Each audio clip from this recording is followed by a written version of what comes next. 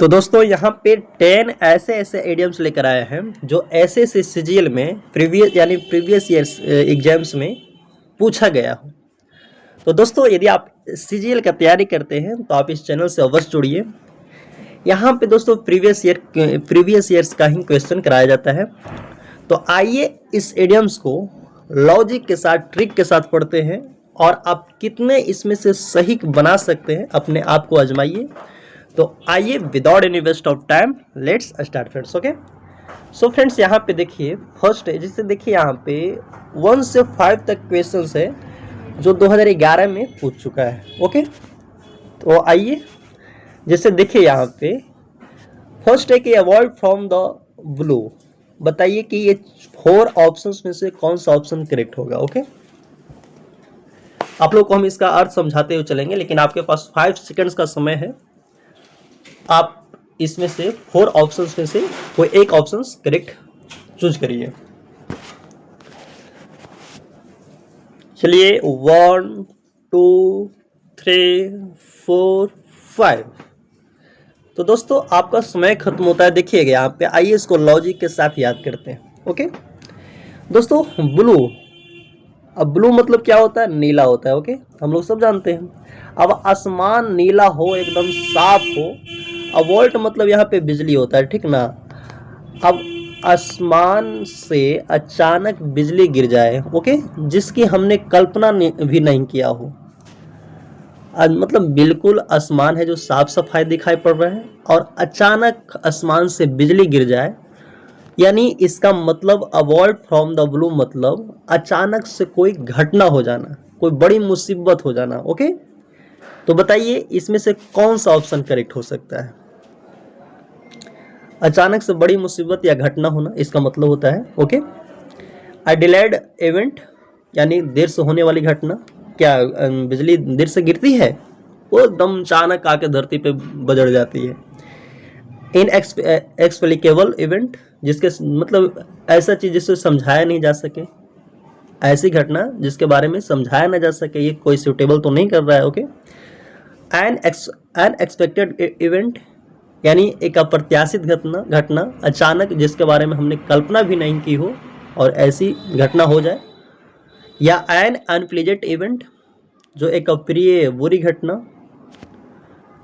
तो दोस्तों अचानक से कोई मुसीबत या घटना हो जाए तो उसको क्या बोलेंगे? एन अनएक्सपेक्टेड इवेंट बोलेंगे। ओके, तो इसका करेक्ट ऑप्शन क्या हो जाएगा दोस्तों? सी हो जाएगा। ओके, तो आप इस प्रकार इसको लॉजिक से पकड़ के, ब्लू मतलब नीला, मतलब आसमान बिल्कुल साफ हो, नीला हो, अचानक कोई बिजली गिर जाए तो मतलब जिसके बारे में हमने सोचा भी नहीं हो, यानी अचानक से कोई घटना हो जाए, मुसीबत आ जाए, उसी को बोलेंगे avoid from the blue. Okay, और इसका करेक्ट ऑप्शन कौन होगा दोस्तों? सी हो जाएगा। अनएक्सपेक्टेड इवेंट मतलब एक अप्रत्याशित घटना, एक अचानक। ओके, सेकंड है दोस्तों कोल्ड कंफर्ट। इसका आप 4 ऑप्शंस में से कोई एक ऑप्शन बताइए जो सही हो। चलिए आपके पास 5 सेकंड्स का समय है।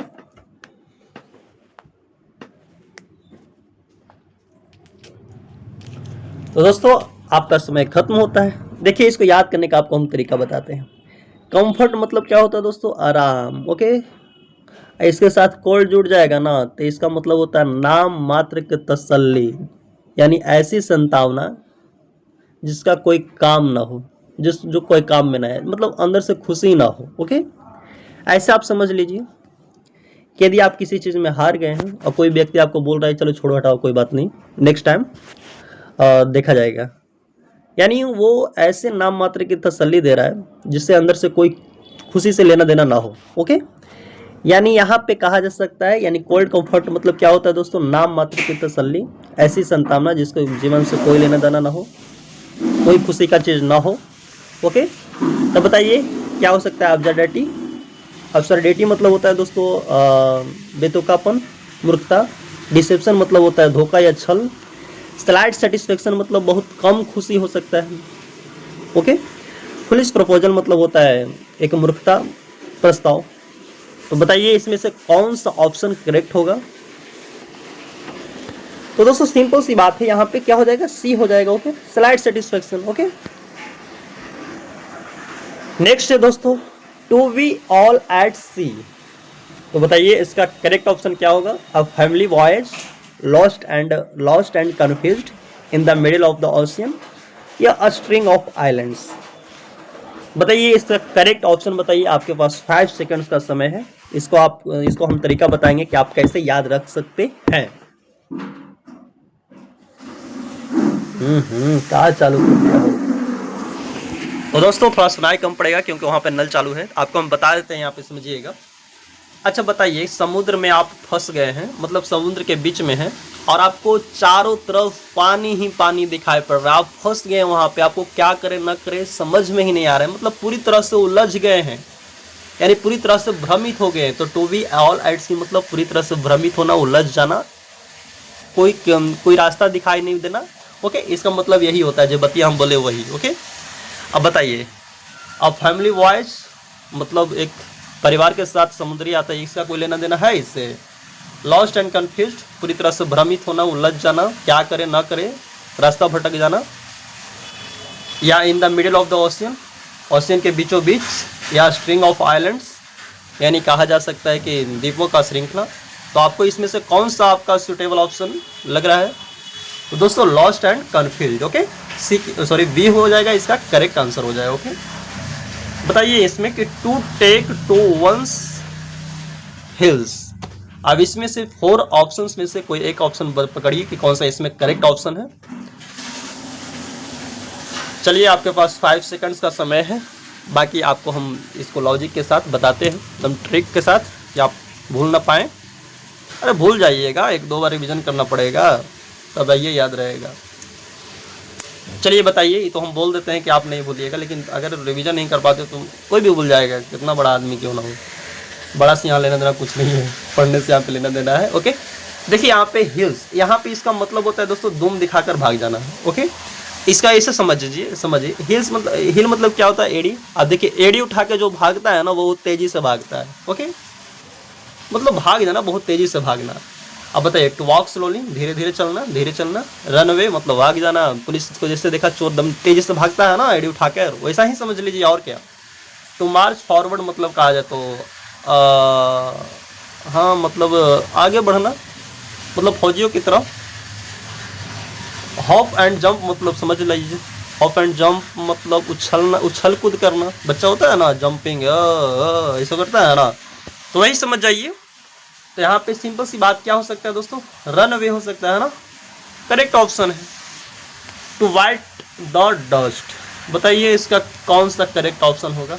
बाकी आपको हम लॉजिक के साथ बताते हैं। और दोस्तों यहाँ से हम जितने 5 क्वेश्चन करवाए, जो आपको हम बताए थे कि 2011 में, यहाँ पे जितना भी आप देखिएगा सीजीएल का प्रीवियस ईयर्स भी इंग्लिश का क्वेश्चन मिलेगा, जो प्रीवियस ईयर्स में पहले पूछा गया हो। तो यदि आप प्रीवियस ईयर क्वेश्चन करना चाहते हैं और सीजीएल का तैयारी करना चाहते नहीं, कर रहे हैं, तो आप इस चैनल से अवश्य जुड़िए। ओके, तो दोस्तों बार बार बोलना ना पड़े, तो दोस्तों आइए इसको समझते हैं। डस्ट मतलब होता है, ऐसे भी होता है धूल, मतलब धूल चाटना समझ जाइए, और क्या, मरना, धूल चाटना। अब बताइए इसमें से 8 वॉरेशियसली मतलब होता है बहुत लालच से खाना, मतलब भर पेट खाना खाना, बहुत ज़्यादा ठूस लेना समझ लीजिए। ओके, अब बताइए हैव नथिंग टू ईट, इसका मतलब कहा जा सकता है कि खाने के लिए कुछ ना होना। 8 रूट्स मतलब जड़े खाना, या नन ऑफ द एबव। तो दोस्तों यहाँ पे देखिए खाने पीने से रिलेटेड है, जो कि इससे कोई लेना देना नहीं है, इससे कोई मिलता जुलता है नहीं। ओके, इसका एक्चुअल मीनिंग बताया जाए तो दोस्तों टू फेल और डाई होता है। ओके, मरना या सफल हो जाना, ऐसा ही होता है। ओके, तो इसमें से तीनों में से कोई ऊपर कोई सूट न कर रहा है, यानी ऑप्शन हो जाएगा, क्या हो जाएगा दोस्तों? डी हो जाएगा। ओके, तो दोस्तों आइए 6 से 10 तक चलते हैं, जो 2011 में सेकंड सिटिंग में पूछ चुका है। आइए यहाँ पे देखते हैं 6 क्वेश्चन। जैसे देखिए डैम स्क्वेब मतलब, डैम स्क्वेब मतलब होता है, चलिए बताइए क्या हो सकता है इसका मतलब? ऊंची दुकान फीका पकवान, इसका समझ लीजिए। ओके, फ्लॉप शो कह सकते हैं, जिससे बहुत ज़्यादा उम्मीद हो लेकिन वो उसका नतीजा बहुत ख़राब हो, ऐसा ही इसको समझ लीजिए। ओके, और क्या, इसको याद करने का आप तरीका आप अपना सकते हैं कि स्क्वेब मतलब एक तरह का पटाखा होता है। ओके, आप पटाखा से बहुत उम्मीद रखे हुए कि दिवाली में उसको जलाएंगे ना तो यह एकदम पूरा बम करेगा, बहुत ज़्यादा आवाज़ करेगा। लेकिन वो डैम्प हो जाए, डैम्प मतलब गीला होता है, ओके, मतलब वो फूस करके रह जाए, ओके। तो क्या मतलब उसका आपका चेहरा पर देखने लायक होगा कि यार देख, इससे तो बहुत बड़ा उम्मीद था कि एकदम बहुत आवाज़ करेगा, बट इसका कोई ऐसा कुछ निकला ही नहीं, ओके। तो देखिए रेनी वेदर मतलब बारिश वाला मौसम, आर डिसअपॉइंटिंग रिजल्ट मतलब कहा जा सकता है कि एक निराशजनक नतीजा कहा जा सकता है। स्केट इन द लॉन्ड्री कहा जाए तो जो कपड़ा धोने वाले पर एक स्केट रखा हो, या नन ऑफ द अबव। तो आपको समझ में आ गया होगा कि कौन सा ऑप्शन करेक्ट हो सकता है, or disappointing result, okay. Next है दोस्तों इन कोल्ड ब्लड, ओके। बताइए इसका क्या हो सकता है, एंग्रीली, डेलिबरेटली, एक्साइटेडली या स्लोली। इसमें से आपको 4 ऑप्शंस में से कोई करेक्ट ऑप्शंस एक ही होगा, ओके। तो चूज करिए, आपके पास 5 सेकंड्स का समय है, ओके। तो दोस्तों सिंपल सी बात यहाँ पे देखिएगा कि इन कोल्ड ब्लड मतलब होता है कि आपका कोई फीलिंग ना हो, कोई अफसोस नहीं हो, कोई ऐसे बुरा काम कर रहे हैं जिसमें बहुत शांति से आप किसी बुरे काम को कर रहे हैं, ओके ओके। मतलब बिना किसी अफसोस के, बिना किसी पछतावा को, बिना किसी फीलिंग्स का, कोई बिना किसी भावना का आपके अंदर लगता है कि आपके अंदर फीलिंग है ही नहीं, ओके। तो इसी को बोलेंगे इन कोल्ड ब्लड, ओके। तो क्या बता जा सकता है, एंग्रीली हो सकता है, नहीं, डेलिबरेटली हो सकता है, जानबूझकर बिना किसी भावना के, एक्सटाइटली मतलब जोश उत्साह से, उत्साह में, या स्लोली मतलब धीरे धीरे। तो सिंपल से आपको पता चल गया होगा कि इसका करेक्ट ऑप्शन कौन होगा दोस्तों, डेलिबरेटली हो जाएगा, ओके। दोस्तों नेक्स्ट है to take someone for a ride. चलिए बताइए इसका करेक्ट ऑप्शन क्या होगा, to give a ride for to someone, to deceive someone, to be indifferent या टू डिस्क्लोज अ सीक्रेट। तो दोस्तों यहाँ पे समझ लीजिए इसे, देखिए यहाँ इसका मतलब to take someone for a ride मतलब ऐसा नहीं कि बाइक पर किसी मतलब बाइक पर गर्लफ्रेंड को इधर से उधर बाजार घुमाना, ऐसा नहीं होता है। इसका मतलब होता है दोस्तों किसी को बातों में फंसाकर उसका फायदा उठाना, ओके।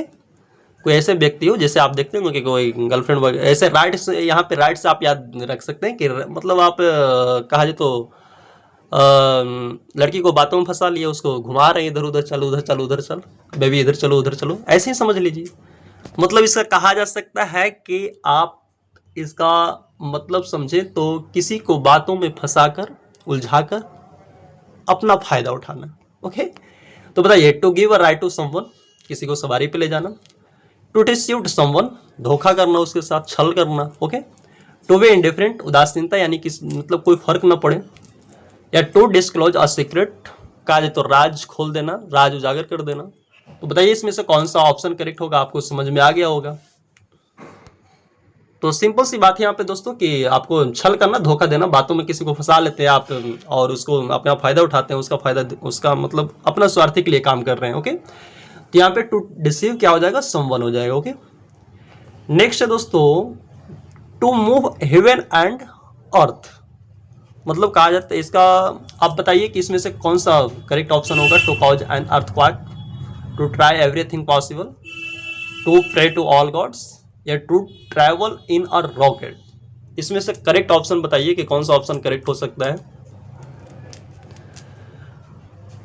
तो दोस्तों यहाँ पे चलिए आपका समय खत्म होता है। इसका मतलब होता है दोस्तों आकाश पताल एक कर देना, मतलब जितना संभव हो सके, मतलब जितना हो सके उतना कोशिश करना, मेहनत करना, बहुत मेहनत करना, ओके। तो दोस्तों आप बताइए इसका मतलब टू कॉज एंड अर्थक्वेक का मतलब भूकंप ले आना, ऐसा कुछ संभव है, इसका अर्थ निकल रहा है, नहीं निकल रहा है। टू ट्राई एवरीथिंग पॉसिबल मतलब जितना हो सके संभव, जितना कोशिश कर सके, आकाश पताल एक कर देना, इसका मतलब ही होता है। To pray to God, sorry, to pray to all gods मतलब कहा जाए तो सभी भगवानों से प्रार्थना करना कि एग्जाम्स पास करवा दो, या to travel in a rocket मतलब रॉकेट में यात्रा करना। देखिए दोस्तों यहाँ पे ये सबसे कोई लेना देना नहीं, इसका कोई अर्थ नहीं निकल रहा है, इससे मिलता जुलता अर्थ एक ही निकलता है, to try everything possible, okay. तो करेक्ट ऑप्शन क्या हो जाएगा दोस्तों, वी हो जाएगा, ओके। बताइए 10 है टू स्मेल और रेड, बताइए इसका क्या हो सकता है, to smell fall, to see a red, to chase और रेड, टू बी सस्पिशियस। इसमें से करेक्ट ऑप्शन आपको पकड़ना है। चलिए आपके पास 5 सेकंड्स का समय है। तो दोस्तों टू स्मेल ऑलराइट मतलब होता है कि दाल में कुछ काला होना, मतलब किसी मतलब कुछ गड़बड़ी होने पर शक होना, लगता है अरे यार कुछ तो काला यहाँ पे है। तो बताइए इसका कौन सा हो सकता है ऑप्शन करेक्ट। तो दोस्तों टू स्मेल फॉल मतलब होता है यहाँ पे समझिएगा कि बदबू, दम गंदगी, बदबू आना, एकदम गंदा बदबू आता है ना, ऐसा तो टू स्मेल फॉल बोलते हैं। टू सी ऑलराइट मतलब चूहा का पीछा, चूहा को देखना, चूहा को देख रहे हैं कि कैसे उसको पकड़ा जाए, पुच्छी पकड़ा जाए कि उसका पैर पकड़ा जाए। टू चेस ऑलराइट मतलब कहा जाए तो यहाँ पे आप चूहा का पीछा किए हैं कभी, तो ऐसा ही समझ लीजिए। टू बी सस्पिशियस मतलब होता है शक होना, मतलब दाल में कुछ काला होना। ओके, तो बताइए इसमें से कौन सा ऑप्शन करेक्ट हो सकता है। तो दोस्तों यहाँ पे आपको समझ में आ रहा होगा कि ऑप्शन क्या हो जाएगा, डी करेक्ट हो जाएगा। ओके, तो दोस्तों जैसे कि आप लोगों ने देखा कि यहाँ पे 10 ऐसे ऐसे इडियम्स फ्रेज था जो प्रीवियस ईयर्स में 2011 में पूछ चुका है। और दोस्तों यहाँ पे 2010 से 2011 से लेकर 2022 तक यहाँ पे इडियम्स फ्रेज कराया जाएगा, जो कि 10 इडियम्स फ्रेज हर रोज बताया जाएगा। ओके, तो यदि आप सीजीएल का प्रिपरेशन करते हैं तो आप इस चैनल से जुड़ना न भूलें। आपको यहाँ पे सिर्फ प्रीवियस ईयर क्वेश्चंस मिलेगा। तो जैसे कि आप लोगों ने देखा कि हम सारे ऑप्शंस को समझाते हुए और लॉजिक बताते हुए चले कि आपको, ताकि आप भूले ना। आपको कैसा लगा ये वीडियो आप जरूर बताइएगा। बाकी आप लोगों को मिलते हैं नेक्स्ट वीडियो में। ओके।